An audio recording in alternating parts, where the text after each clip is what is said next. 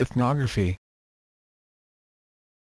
Ethnography is a research method designed to explore cultural phenomena where the researcher observes society from the point of view of the subject of the study. An ethnography is a means to represent graphically and in writing the culture of a group. The word can thus be said to have a double meaning, which partly depends on whether it is used as a count noun or uncountably. The resulting field study or a case report reflects the knowledge and the system of meanings in the lives of a cultural group.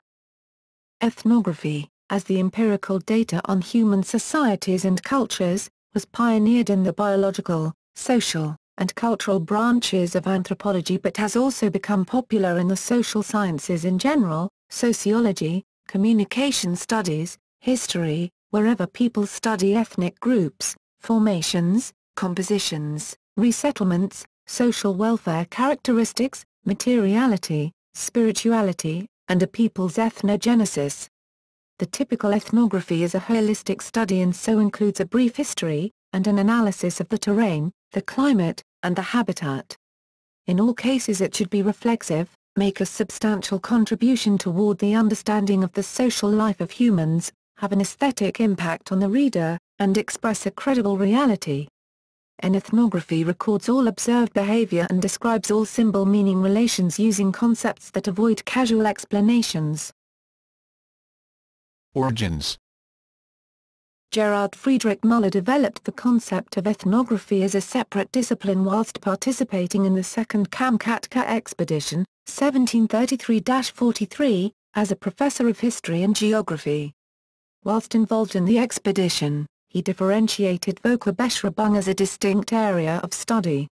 This then became known as ethnography. However, it was August Ludwig von Schlosser and Christoph Wilhelm Jacob Gatterer of the University of Göttingen who introduced the term into academic discourse in an attempt to reform the contemporary understanding of world history. Data collection methods. Data collection methods are meant to capture the social meanings and ordinary activities of people, informants, in naturally occurring settings that are commonly referred to as the field.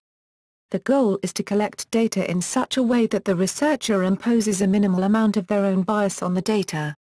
Multiple methods of data collection may be employed to facilitate a relationship that allows for a more personal and in-depth portrait of the informants and their community. These can include participant observation, field notes, interviews, and surveys. Interviews are often taped and later transcribed, allowing the interview to proceed unimpaired of note-taking, but with all information available later for full analysis. Secondary research and document analysis are also employed to provide insight into the research topic. In the past, kinship charts were commonly used to discover logical patterns and social structure in non-Western societies. However, anthropology today focuses more on the study of urban settings and the use of kinship charts is seldom employed. In order to make the data collection and interpretation transparent, researchers creating ethnographies often attempt to be reflexive. Reflexivity refers to the researcher's aim to explore the ways in which researchers' involvement with a particular study influences, acts upon and informs such research. Despite these attempts of reflexivity, no researcher can be totally unbiased, which has provided a basis to criticize ethnography. Traditionally, the ethnographer focuses attention on a community, selecting knowledgeable informants who know the activities of the community well. These informants are typically asked to identify other informants who represent the community, often using chain sampling. This process is often effective in revealing common cultural denominators connected to the topic being studied. Ethnography relies greatly on up-close, personal experience. Participation, rather than just observation, is one of the keys to this process. Ethnography is very useful in social research. Ibema al. 2010, examine the ontological and epistemological presuppositions underlying ethnography. Ethnographic research can range from a realist perspective in which behavior is observed to a constructivist perspective where understanding is socially constructed by the researcher and subjects. Research can range from an objectivist account of fixed, observable behaviors to an interpretivist narrative describing the interplay of individual agency and social structure. Critical theory researchers address issues of power within the researcher-researched relationships and the links between knowledge and power. Differences across disciplines. The ethnographic method is used across a range of different disciplines, primarily by anthropologists but also occasionally by sociologists. Cultural studies, sociology, economics, social work, education, ethnomusicology, folklore, religious studies, geography, history, linguistics, communication studies, performance studies, advertising, psychology, usability, political science, and criminology are other fields which have made use of ethnography. Cultural and social anthropology.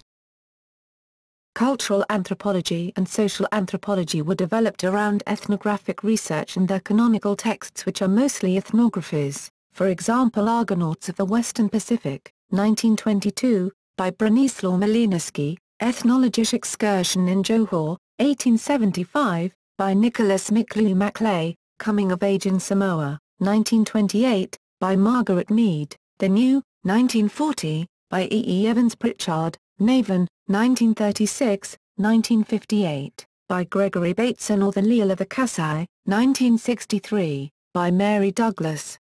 Cultural and social anthropologists today place such a high value on actually doing ethnographic research that ethnology, the comparative synthesis of ethnographic information, is rarely the foundation for a career.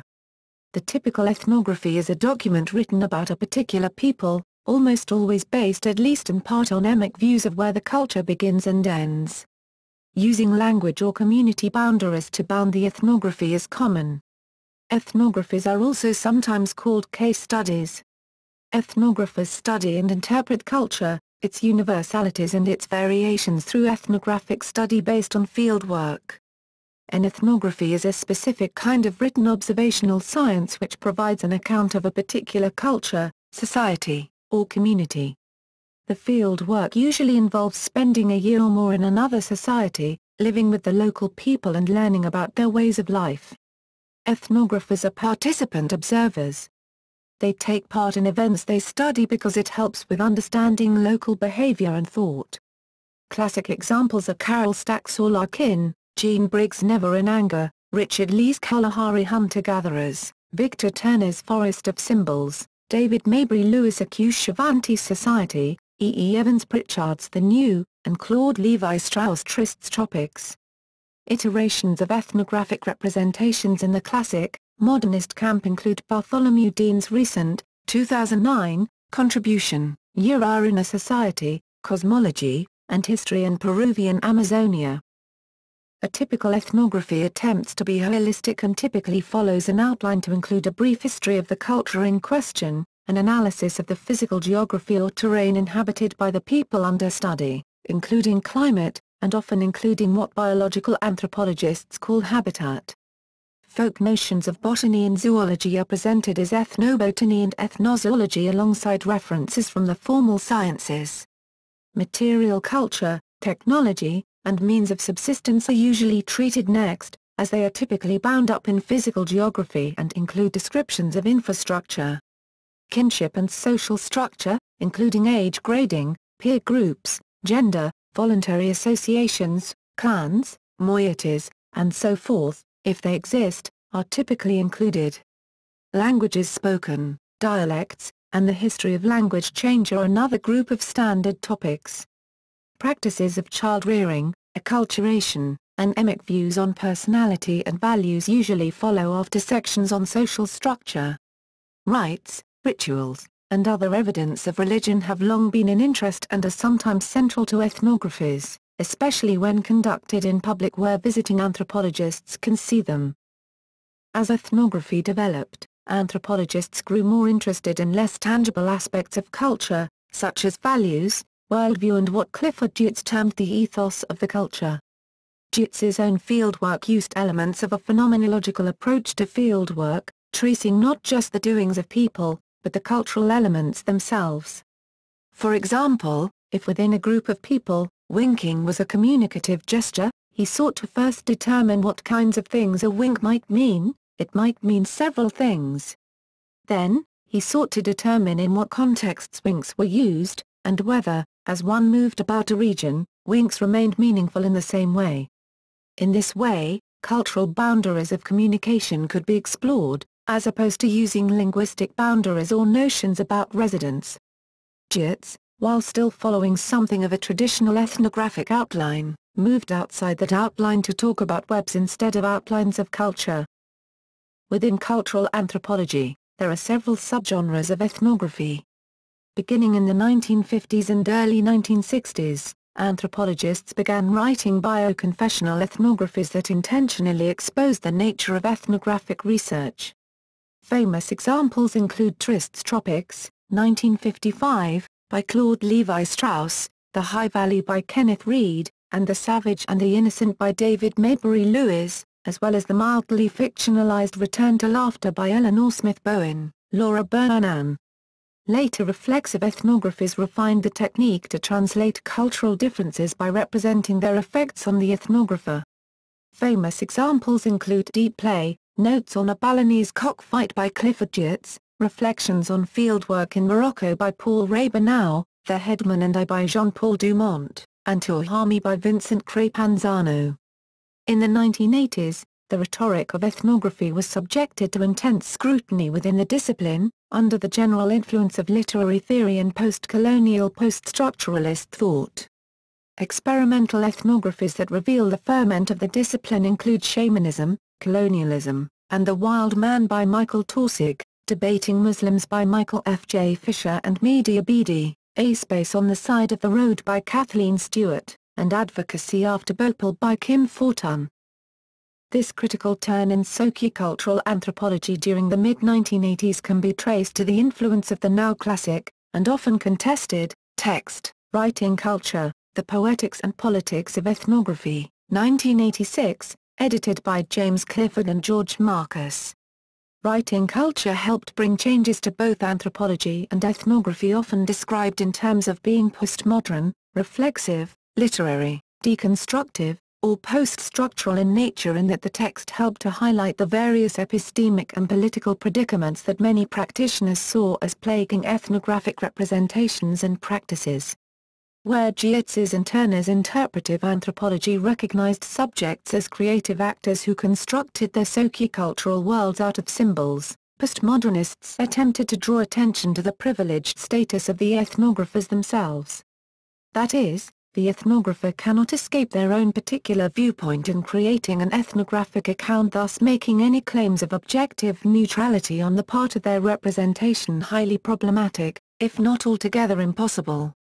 In regards to this last point, writing culture became a focal point for looking at how ethnographers could describe different cultures and societies without denying the subjectivity of those individuals and groups being studied, while simultaneously doing so without laying claim to absolute knowledge and objective authority. Along with the development of experimental forms such as dialogic anthropology, narrative ethnography, and literary ethnography, writing culture helped to encourage the development of collaborative ethnography. This exploration of the relationship between writer, audience, and subject has become a central tenet of contemporary anthropological and ethnographic practice, where an active collaboration between the researcher, S, and subject, S, has helped blend, in certain instances, the practice of collaboration in ethnographic fieldwork with the process of creating the actual ethnographic product that emerges from the research itself. Sociology. Sociology is another field which prominently features ethnographies. Urban sociology and the Chicago School in particular are associated with ethnographic research, with some well-known early examples being Street Corner Society by William Footwhite and Black Metropolis by St. Clair Drake and Horace R. Caton, Jr. Some of the influence for this can be traced to the anthropologist Lloyd Warner, who was on the Chicago sociology faculty, and to Robert Park's experience as a journalist.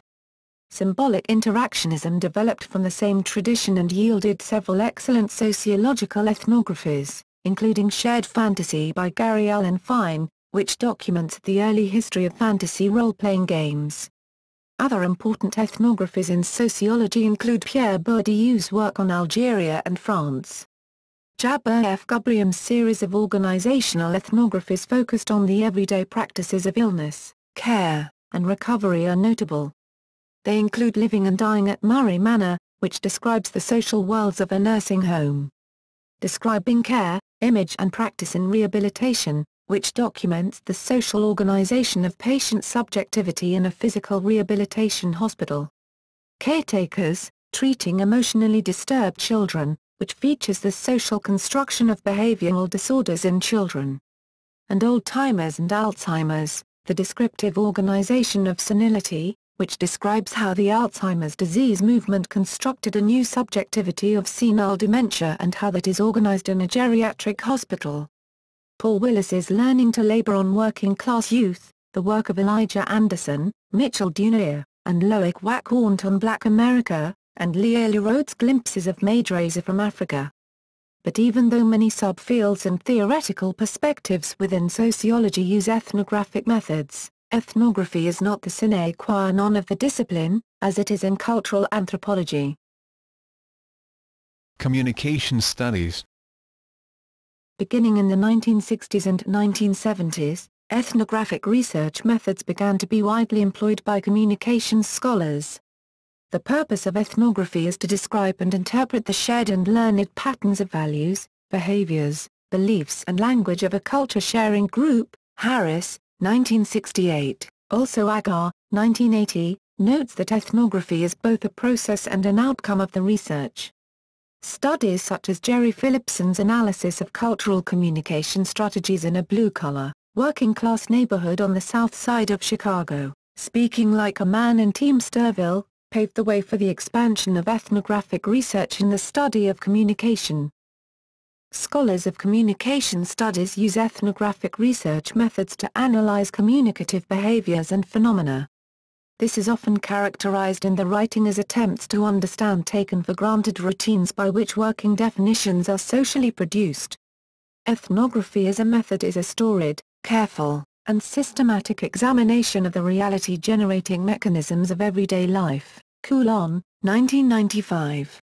Ethnographic work in communication studies seeks to explain how ordinary methods, practices, performances construct the ordinary actions used by ordinary people in the accomplishments of their identities.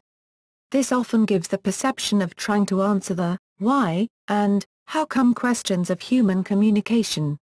Often this type of research results in a case study or field study, such as an analysis of speech patterns at a protest rally, or the way firemen communicate during downtime at a fire station. Like anthropology scholars, communication scholars often immerse themselves, participate in and/or directly observe the particular social group being studied. Other fields. The American anthropologist George Spindler was a pioneer in applying ethnographic methodology to the classroom. Anthropologists like Daniel Miller and Mary Douglas have used ethnographic data to answer academic questions about consumers and consumption. In this sense, Tony Salvador, Genevieve Bell, and Ken Anderson described design ethnography as being a way of understanding the particulars of daily life in such a way as to increase the success probability of a new product or service, or, more appropriately, to reduce the probability of failure specifically due to a lack of understanding of the basic behaviors and frameworks of consumers. Sociologist Sam Ladner argues in her book that understanding consumers and their desires requires a shift in standpoint, one that only ethnography provides. The result is products and services that truly answer consumers' unmet needs. Businesses, too, have found ethnographers helpful for understanding how people use products and services, as indicated in the increasing use of ethnographic methods to understand consumers and consumption, or for new product development, such as video ethnography. The recent ethnographic praxis in industry, EPIC, conference is evidence of this.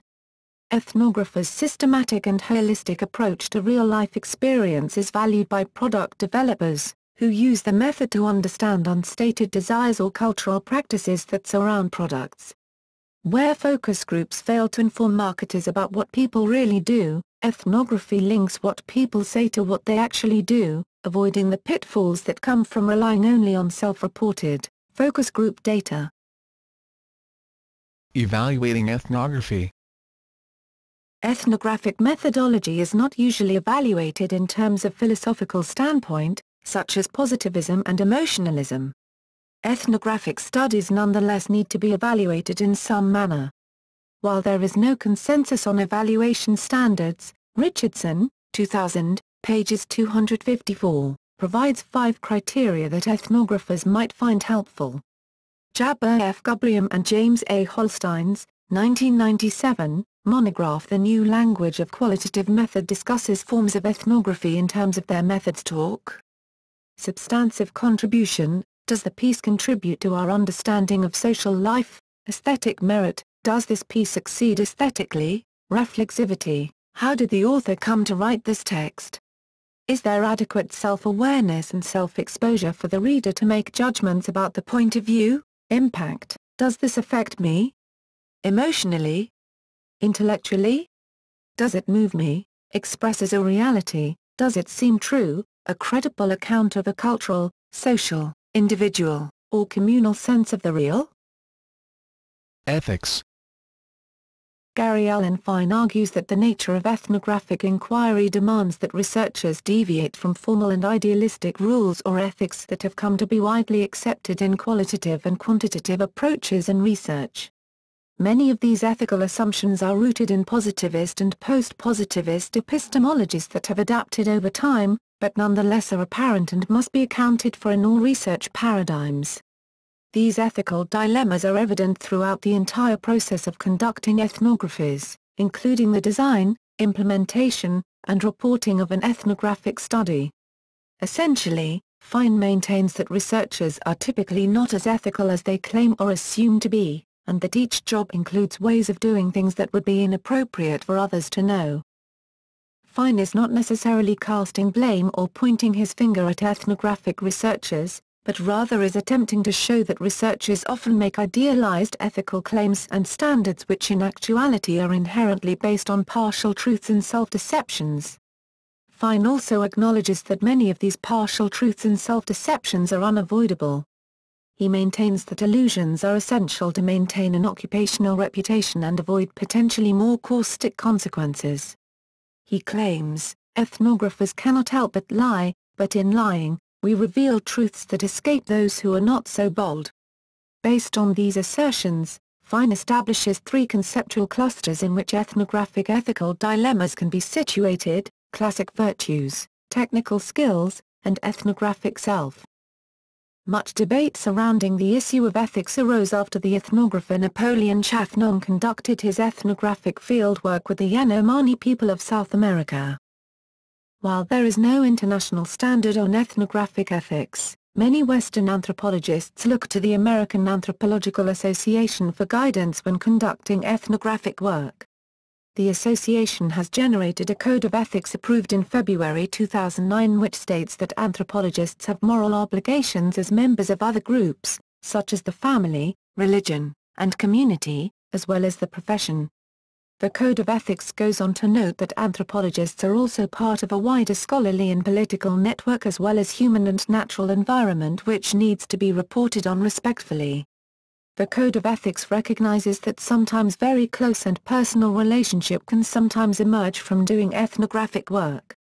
The American Anthropological Association does recognize that the code is a bit limited in scope mainly because doing ethnographic work can sometimes be multidisciplinary and anthropologists need to familiarize themselves with ethic not only from an anthropological perspective but also from the perspectives of other disciplines. The 8-page Code of Ethics outlines ethical considerations for those conducting research, teaching, application and dissemination of results which are briefly outlined below. Conducting research. When conducting research, anthropologists need to be aware of the potential impacts of the research on the people and animals they study.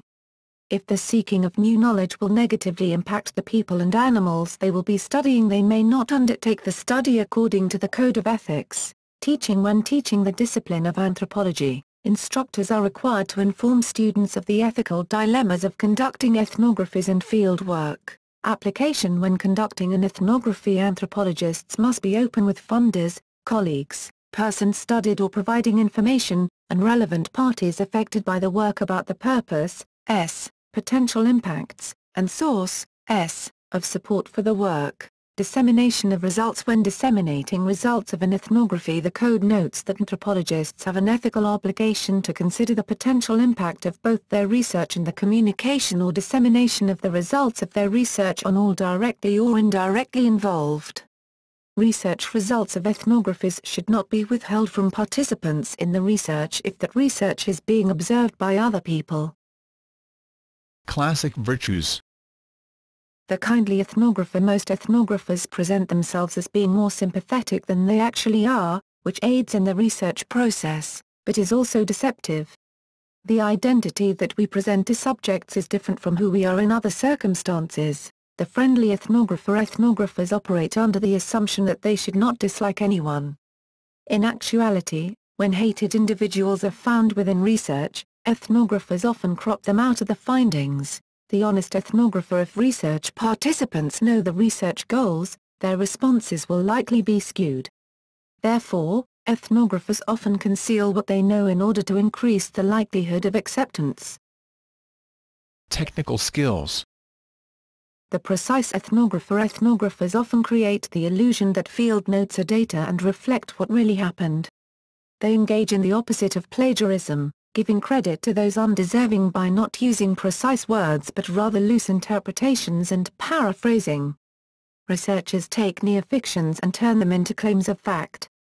The closest ethnographers can ever really get to reality is an approximate truth. The observant ethnographer. Readers of ethnography are often led to assume the report of a scene is complete, that little of importance was missed. In reality, an ethnographer will always miss some aspect because they are not omniscient. Everything is open to multiple interpretations and misunderstandings. The ability of the ethnographer to take notes and observe varies, and therefore, what is depicted in ethnography is not the whole picture. The unobtrusive ethnographer is a participant in the scene. The researcher will always have an effect on the communication that occurs within the research site.